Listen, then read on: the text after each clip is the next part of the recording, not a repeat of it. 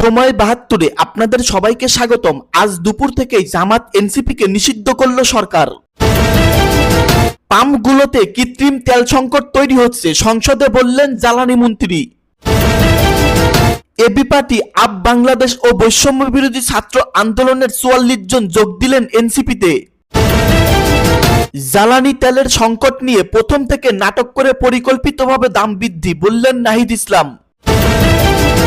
তারাকান্দায় একই সময়ে বিএনপির দুই পক্ষের মিছিল ডাকায় ১৪৪ ধারা জারি করল প্রশাসন। কার্টুন প্রচারের জন্য, লেখার জন্য কাউকে গ্রেপ্তার করা যাবে না, বললেন জাতীয় ছাত্র শক্তি। বিভ্রান্তিমূলক তথ্য প্রচারের অভিযোগে যুবককে গ্রেপ্তার নিয়ে চিফ হুইপ ও হাসনাতের বিতর্ক।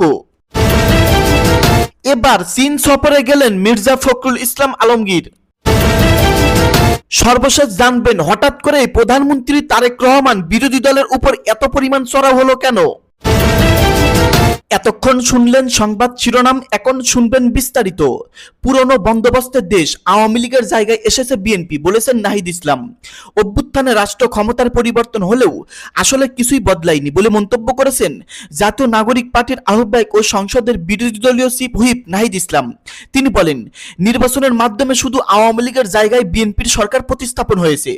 রোববার ১৯ এপ্রিল দুপুরে রাজধানীর রূপায়ণ টাওয়ারে এনসিপির দলীয় কার্যালয়ে এক জরুরি সংবাদ সম্মেলনে এ মন্তব্য করেন তিনি বলেন, আমরা দেশটাকে আগের কোনো বন্দোবস্তে ফেরত যেতে দিতে পারি না। এখন সম্পূর্ণ আগের মতো দেশ চলছে, সবগুলো প্রতিষ্ঠান দলীয়করণ করা হচ্ছে। নাহিদ ইসলাম বলেন, আমরা যে সংস্কারের কথা বলেছি ঐক্যমত কমিশনে, গণভোটের মাধ্যমে যে সংস্কারের সম্ভাবনা তৈরি হয়েছিল, বিএনপি সরকার সব সম্ভাবনাকে নষ্ট করে দিচ্ছে। এ সময় আপ বাংলাদেশ ও বৈষম্য বিরোধী ছাত্র আন্দোলনের শীর্ষ নেতারা সহ মোট ৪৭ জন এনসিপিতে যোগ দিয়েছেন বলে জানা গেছে। সংবাদ সম্মেলনে তাদের নাম ঘোষণা করেন নাহিদ ইসলাম। তিনি বলেন, কারো সাবেক পরিচয় মুখ্য নয়। আজকে থেকে যারা এনসিপিতে যোগ দিয়েছেন সবাই এনসিপির কর্মী, কিন্তু চাঁদাবাজ, অপরাধী, আওয়ামী লীগের অঙ্গ সংগঠনের সঙ্গে যারা জড়িত ছিল তারা কেউ এনসিপিতে যোগ দিতে পারবে না। এনসিপিতে যোগ দেওয়া নিয়ে যা বললেন ইসহাক। সাবেক যুবদল নেতা ও ঢাকা ৭ আসনের স্বতন্ত্র প্রার্থী মোহাম্মদ ইসহাক সরকারের জাতীয় নাগরিক পার্টি এনসিপিতে যোগদান এখন প্রায় চূড়ান্ত। শনিবার ১৮ এপ্রিল এনসিপির পক্ষ থেকে এই বিষয় ইঙ্গিত দেওয়ার পর যুগান্তরের সঙ্গে একান্ত সাক্ষাৎকারে নিজের রাজনৈতিক অবস্থান ও ভবিষ্যৎ পরিকল্পনার কথা তুলে ধরেন ইসহাক সরকার। সাক্ষাৎকারে তিনি বলেন, আমাকে রাজনীতি করতে হবে, তাই যে আমাকে রাস্তা ও পথ তৈরি করে দিবে আমি সেখানেই যে জনগণের পাশে থাকতে চাই। নতুন রাজনৈতিক প্ল্যাটফর্মে কাজ করে জনগণের সেবা করাই তার মূল লক্ষ্য বলেও জানান তিনি। নিজ দলের প্রতি অসন্তোষ প্রকাশ করে তিনি বলেন, এই দল করেছি, সেই দলের কাছ থেকে ন্যূনতম সহানুভূতি পাচ্ছি না। আমাদেরকে যদি এভাবে বঞ্চিত রাখা হয় তাহলে আমার জন্য এটা সম্ভব না। দলের ভেতরে অবহেলা ও দখলদারিত্বের অভিযোগ তুলে ইসহাক বলেন, আমার অফিস দখল করে নিছে, সবকিছু দখল করে নিছে, আমি তো বিচার পাইনি, কোথাও বিচার নাই। এ অবস্থায় তিনি নতুন সিদ্ধান্ত নিতে বাধ্য হয়েছেন বলে জানান। তিনি আরো বলেন, আমার তো রাজনীতি করতে হবে, জনগণের পাশে থেকে সেবা দেওয়া আমার নৈতিক দায়িত্ব। এটার জন্য তো বছর পর বছর জেল খেটেছি, হামলার শিকার হয়েছি। অতীত রাজনৈতিক কর্মকাণ্ডের কথা উল্লেখ করে তিনি বলেন, আমি বিএনপিতে ছিলাম ১৯৯৬ সাল থেকে, আন্দোলন সংগ্রামে কাজ করেছি, তবে বর্তমানে নিজেকে উপেক্ষিত মনে করছেন বলে জানান তিনি। ক্ষমতা আসার পর কেন আমাদের ভেতরে এরকম বিমাতাস্বরূপ আচরণ, এটা আমরা নিতে পারতেছি না বলেন তিনি। তবে অন্য কোনো দলের বিরুদ্ধে আক্রমণাত্মক অবস্থান নিতে চান না বলেও স্পষ্ট করেন ইসহাক সরকার। আমি অন্য কোনো দলের প্রতি আমার কোনো রাগ বা আক্রমণ করার কথা নাই, আমি ইনশাল্লাহ রাজনীতি করতে চাই, যোগ করেন তিনি। রাজনৈতিক সূত্রে জানা গেছে, তরুণদের নিয়ে গঠিত এনসিপিতে সম্প্রতি বিভিন্ন দলের নেতাকর্মীরা যোগ দিচ্ছেন। বিএনপি থেকে বহিষ্কৃত নেতাদের সঙ্গেও দলটির যোগাযোগ বাড়ছে, যারা অংশ হিসেবে ইসহাক সরকারের যোগদান প্রায় চূড়ান্ত। একই সঙ্গে তাকে ঢাকা মহানগর দক্ষিণের সভাপতির দায়িত্বের আনার বিষয়ে দলের ভেতরে আলোচনা চলছে। উল্লেখ্য, মোহাম্মদ ইসহাক সরকার একসময় জাতীয়তাবাদী ছাত্র দলের কেন্দ্রীয় সাংগঠনিক সম্পাদক এবং পরে যুব দলের কেন্দ্রীয় নির্বাহী কমিটির সাংগঠনিক সম্পাদক হিসেবে দায়িত্ব পালন করেন।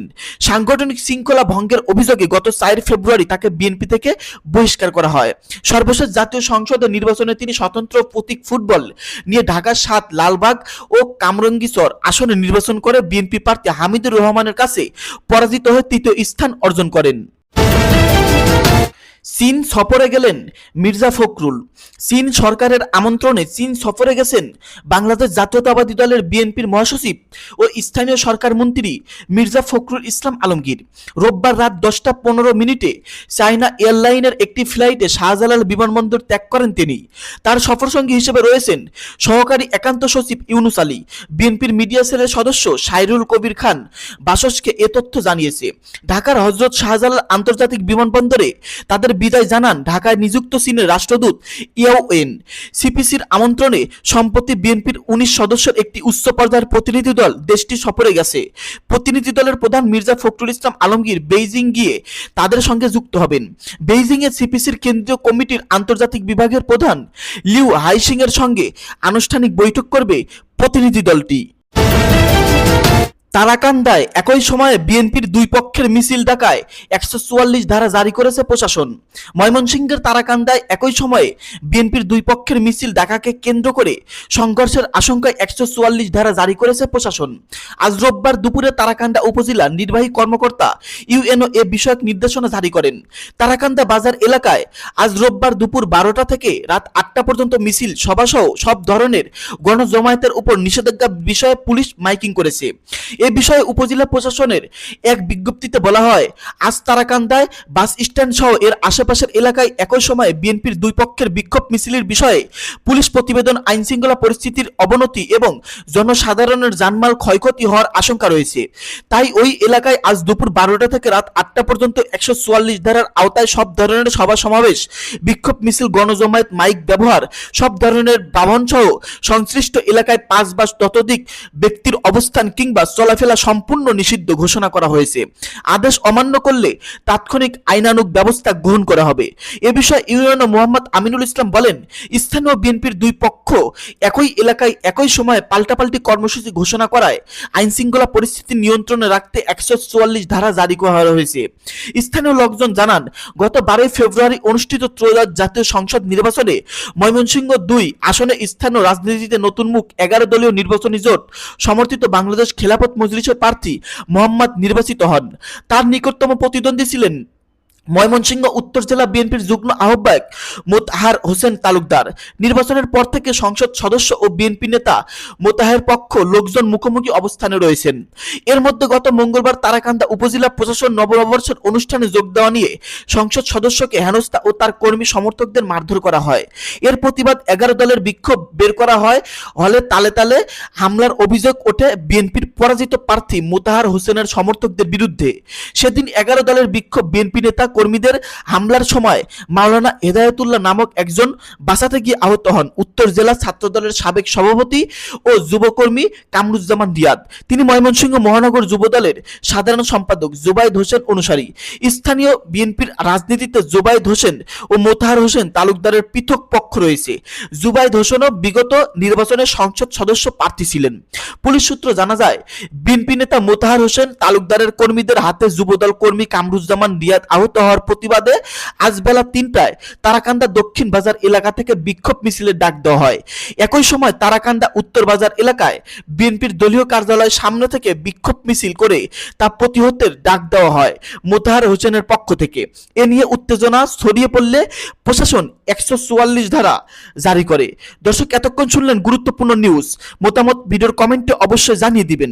ভিডিওটি শেষ করার আগে ছোট্ট একটি অনুরোধ, সময় 72 ইউটিউব চ্যানেলের সঙ্গেই থাকবেন। ধন্যবাদ।